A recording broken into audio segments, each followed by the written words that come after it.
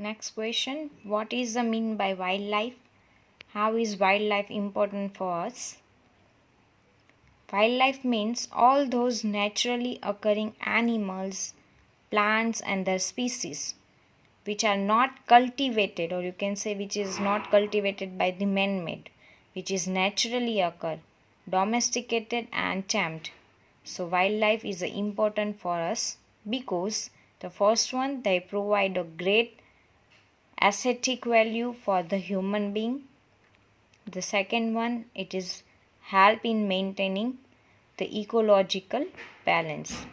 How the ecological balance that we already learned in previous chapter, that is it is important for the maintaining of the food chain, for web structure, food web, etc. The next one, that is list any two causes of our failure to sustain availability of the underground water. Means how the underground water is decreased. So which mean two cause by which it happened.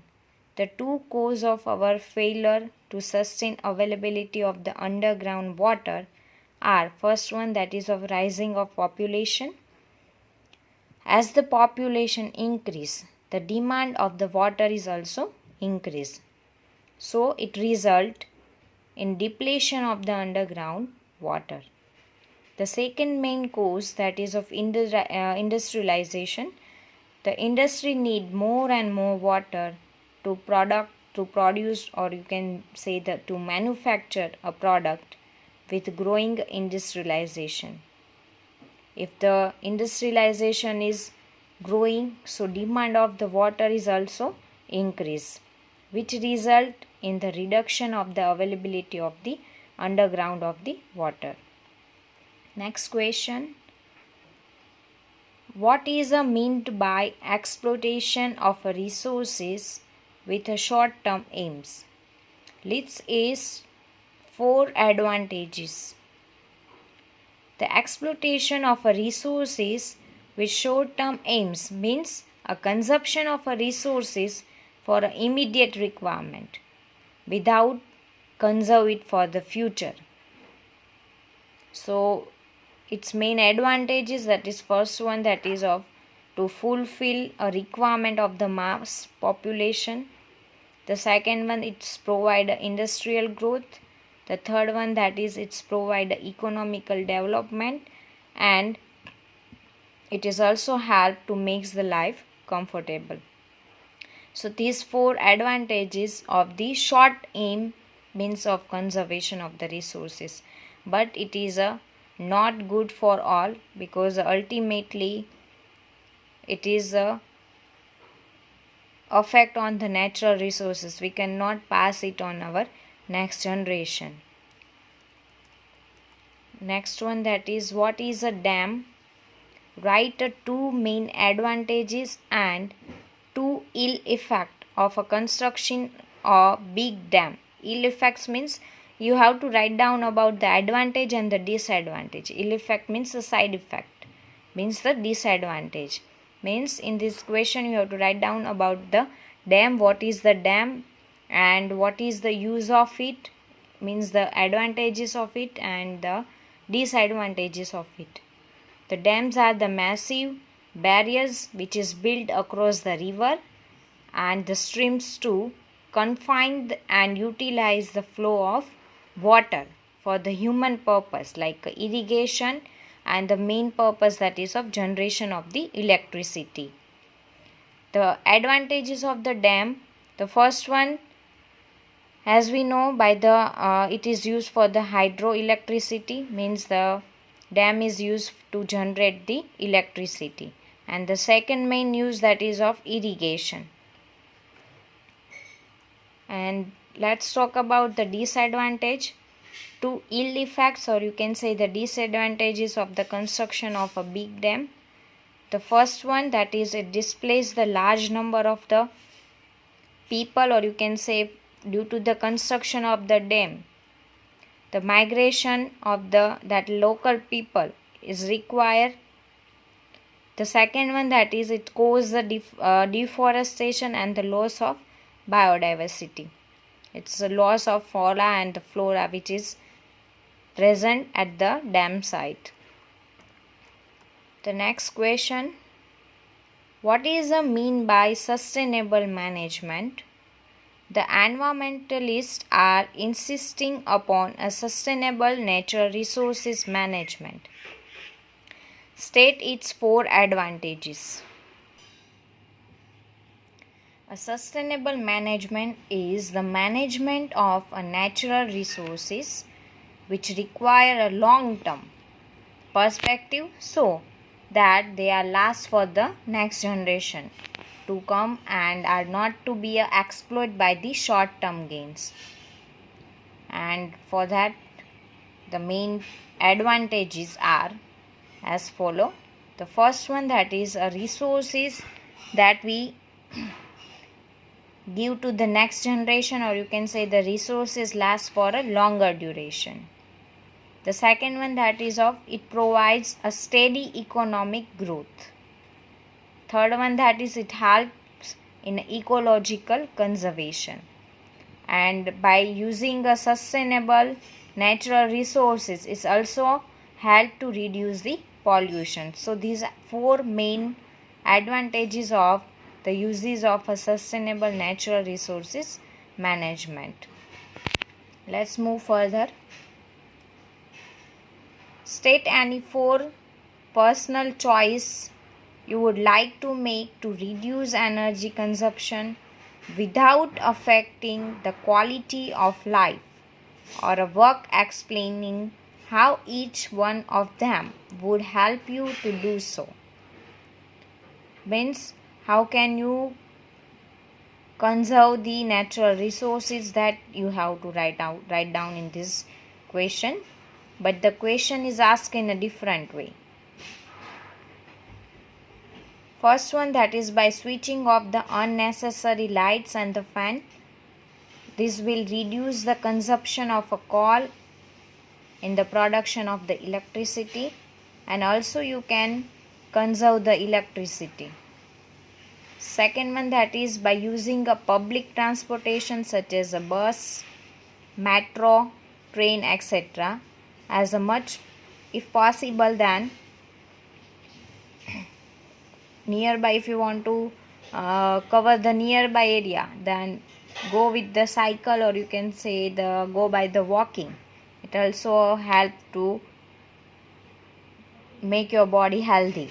So these will reduce the consumption of the petrol and the diesel. The third one, that is by the repairing a leak water taps. We can save the water by the following this method, and this will save the energy that is spent during the treatment and the pumping of the water. The fourth one, that is of by the reusing the whatever the things that we have to reuse, such a paper envelope, etc. This will save the tree from which paper is made. It will also help to save the energy which is spent on the making and recycling of it. The next question, name any 4 categories of the people who depend on the forest resources, maintaining a major needs of the each category. Means in this we have to write down the people who are depend on the forest resources, and we have to mention the major needs of each category. The first one, that is of local people who live in the forest, or you can say who lived around the forest. So the main need of these local people, that is of the firewood and grazing of their cattle, and for the food purpose. Let's see the answer. They use a forest for the grazing their cattle, collecting the fruits, firewood, bamboo and the thatch. So these are the basic need of the local people who live around the forest. The second one, that is of industrialized, means the industries which depend on the forest for their raw material. They collect the raw materials from the forest for their environment, for their industry. As we see that the pine woods and the bamboos, the bamboo trees which are used for the paper industry, same like the other trees are also used for the industry as a raw material. The third one, that is of a tourist. The tourist may need to visit the forest and exploring it. This is the main purpose of the tourist, or you can say the recreation. The fourth one, that is a forest department of the government, who is looking after these all the natural resources, or you can say the natural resources like a forest and their product. They control the resources of the forest. The next question, list any 4 characteristics of the good fuel. Which are the characteristics you see in the good fuel that you need and for the good fuel, by which you can say that this is the comes under to the good fuel. So there are many characteristics by which we can identify that it is a good fuel, but here we have to write down only 4. The first one, that is a fuel have a high calorific value. Means if we are using a less amount, even though it's a give the high calorific value, the energy amount it is a high. The second one, that is it causes the lesser pollution, or you can write down that it is eco-friendly and it is cause the less pollution. The third one, that is sustainable for the longer period, means we can use it for a longer period. The fourth one, that is it is easily transportable, so we can transport it one place to another place. Another fifth one, that is of it is easily available. And the sixth one, that is of it is in cheap. So these all are the characteristic of the good fuel. The next one, that is of what are the non-renewable resources of energy. Give 2 examples of such resources. Non-renewable source of energy means sources which are not available again and again.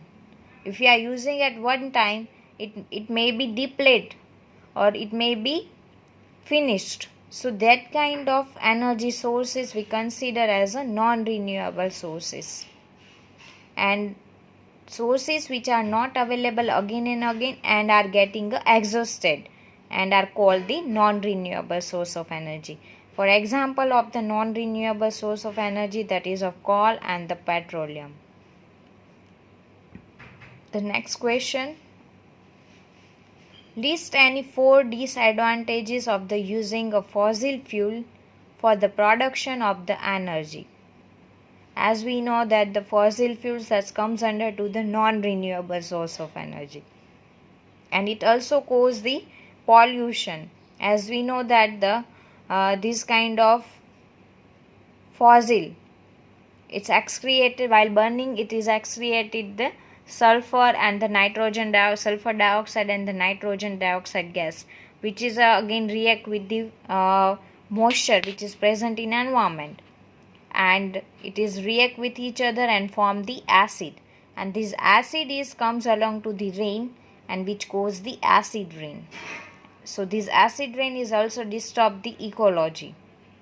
So these are the disadvantage of the using of fossil fuel. The first one of the fossil fuel cause the pollution. They also cause the acid rain.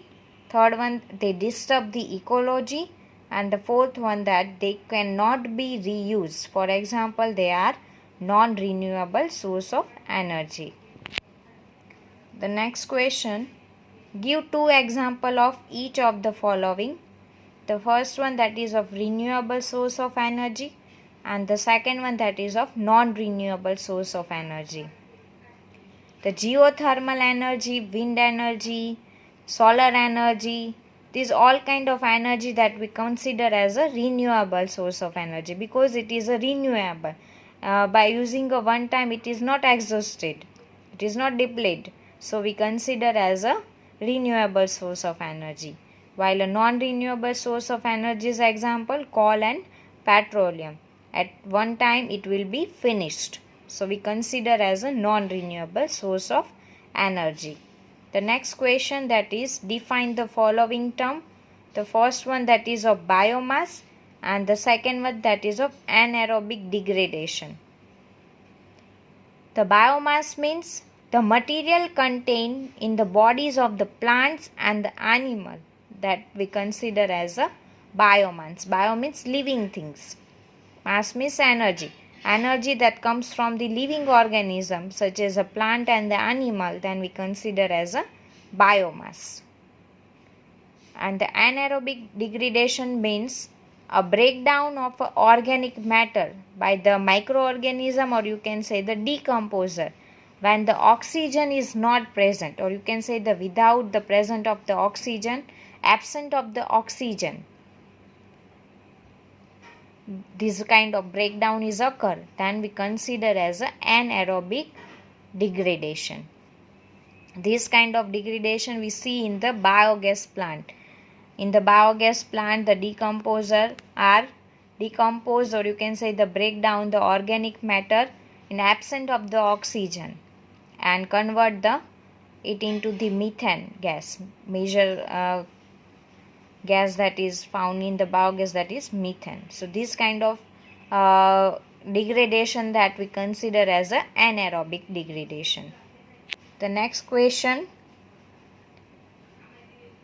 what is an equitable distribution of resources in a society and why is it necessary?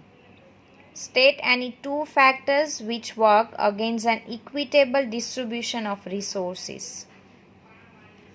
The equitable distribution of resources means the ensuring a benefits from the development of resources to all the human beings. There should be an equitable distribution of the resources because every living being has an equal right on the natural resources which is present on the earth. If anybody is using them excessively, it means somewhere else somebody is being deprived of it. The factors which work against the equitable distribution of resources, which is advancement and the development of the society, and the second one, that is of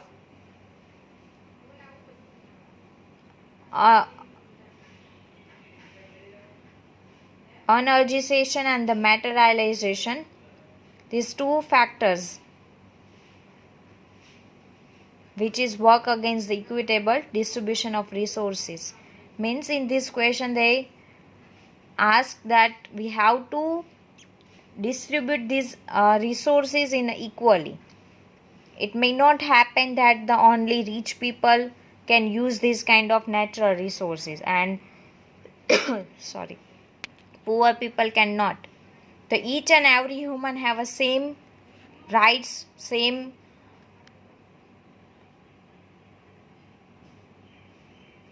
rights to use it proper, because it is present on the earth and everybody have equal rights to use it. Next question. List 4 advantages of the water stored in the ground. The first one, that is, as we know that the groundwater, so no any kind of problem of the water evaporation. So the first one, that is, it does not evaporate. The second one, that is, it is relatively protected from the contamination by the human and the animal waste, as like surface water. The third one, that is, it does not provide a breeding ground for the mosquito. And the fourth one, that is of it provides the moisture for the vegetation. So these 4 are the main advantages of the stored water. The first one, that is, it does not evaporate. It's relatively protected from the contamination by the humans and the animal waste. Third one, it does not provide a breeding ground for the mosquito. and the fourth one, that is it provide the moisture for the vegetation. The next question: burning fossil fuel is a cause of global warming. Justify this statement. The fossil fuel like a coal and the petroleum are formed from a biomass. What is a biomass? That we already discussed. In addition to the carbon, and they contain hydrogen, nitrogen and the sulfur. When these fossil fuel are burnt, the product which is exit, that is of carbon dioxide, water vapor, oxide of the nitrogen and the oxide of the sulfur. As we know that the carbon dioxide is a main gas for the greenhouse effect, and which is an increase in the percent, then it may cause the global warming. Whereas the oxide of the nitrogen and the oxide of the sulfur, which is responsible for the acid rain. So we can say that the burning of fossil fuel is ultimately the cause of global warming. The next question: list 3 problems which arise due to the construction of a big dam. Suggest a solution for this problem. This we already see. In this we have to write down the disadvantages of the dam, and also we have to write down the alternative for it. So mainly 3 problems of the construction of a large dam are: first one, the displacement of the large number of the people. Second one, that for the construction of this kind of dam we require a huge cost, or we require a huge amount of the money, huge cost of the construction and the low benefit as compared to the cost. And the third one, that is it is also destroy the flora and the fauna, or you can say the biodiversity which is present on that area. The solution of this problem, that is we can construct a smaller dam instead of the big dams. List the product of a combustion of a fossil fuel. What are their adverse effects on the environment? As we know that when the fossil fuel are burnt, the main gas exits, that is of carbon dioxide, water and the oxide of the nitrogen and the oxide of the sulfur are the form. And if the combustion takes place insufficient air, then the gas which is formed, that is of carbon monoxide instead of the carbon dioxide, and this carbon monoxide is a very toxic or give the harmful effect to the environment, or for the human being, you can say. And this product, as we know that the carbon dioxide, which is a main gas which is responsible for the greenhouse effect. Greenhouse effect means the increasing of the temperature, and it directly causes the global warming. Whereas the sulfur dioxide and the nitrogen dioxide, which cause the acid rain. So these are the products which is formed after the burning of the fossil fuel, and these all are the adverse effect of the to the environment by this kind of fossil fuel. Let's move further. State the meaning of sustainable management. Reuse are better than recycling. How? As we know that the sustainable management means the management of the resources in which the development can be maintained for a longer time period without undue damage to the environment. And another question, that which option is better, the reuse or the recycling? So the answer is reuse is a better option than the recycling, because the recycling needs the additional energy to make a usable item again, whereas the reuse does not require any kind of additional energy. Hence, the reuse is a better option than the recycle. Now the next question: why are the forests considered a biodiversity hotspot? List 2 ways in which an individual can effectively contribute to the management of a forest and the wildlife.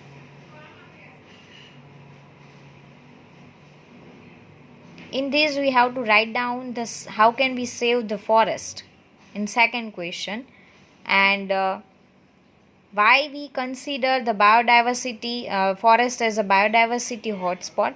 As we know that biodiversity is measured by the number of different life forms found in an area, and as we know that the forest is the place at where we can find the various amount of the species. For example, the bacteria, fungi, ferns, plants, nematodes, insects, birds, reptiles, and the mammals.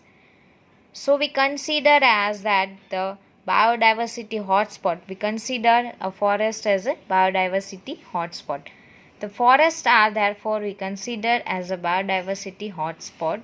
An individual can contribute in the management of the forest and the wildlife by the first one, that is by the avoiding of the cutting down the forest and the killing of wildlife.